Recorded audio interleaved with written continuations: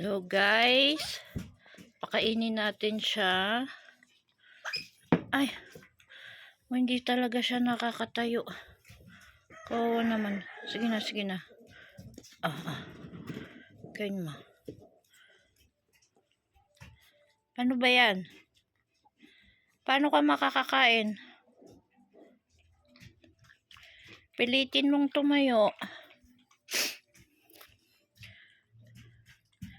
Kalabasa ang pagkain niya. Kalabasa, nilagyan ko ng rice. Maganda daw yan sa digestion ng mga dogs. Sige na. Keng, sabi ni papa nila, palitan daw yung pangalan niya. Baka daw hindi sanay. Ano niya ba yun guys? Yung sabihan ng matatanda, pag yung bata masakitin, palitan daw ng pangalan. Kaya ito nga, subukan ko palitan pangalan. Ito nga ilagay natin dito. Unti-untiin natin siyang pakainin. Kasi ang ano niya ang bilis-bilis niyang kumain, kaya rin siguro parang na-bloated siya. Guys, sa tingin nyo, ano bagang magandang ipangalan dito sa bulinggit na ito? Kawawa naman. Yan ko, hindi siya nakakatayo talaga. Buti nga kanina naka-ihi at naka-poop siya Tinulungan kong kinayo. Kain na, kain ka na. Kahit konti-konti. Nilagyan ko ng dextrose powder yung pagkain niya. Para kahit papaano magkaroon siya ng lakas. Kain na ka na. Kain ka na. Sige na. Ito para makakakain.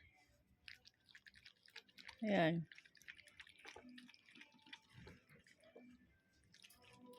Mga kapatid mo, wala na. Ubos na nila yung pagkain nila. Ikaw, ganyan pa lang.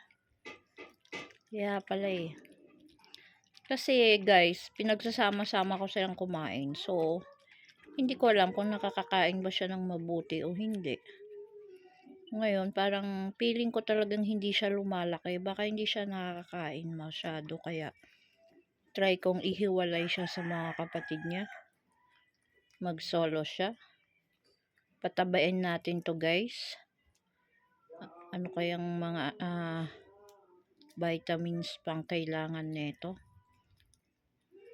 Kasi yung vitamins nila, yung Papi multivitamins. Yun ang binibigay ko. Ba't ayaw mo na? Kain na. Sige na. Kain pa. Bakit yan ang kinakain mo? Ito Ayaw niya kasi matubig yata. Sige na. Ito. Yan. Aba. Mapili pa. Ang hirap ng kalagayan natin neto, no? Ganyan kakakain.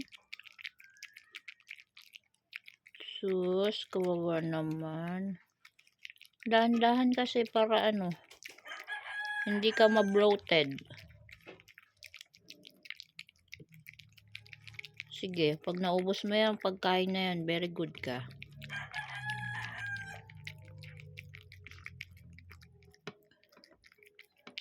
Kain lang. So, payat malnourished talaga.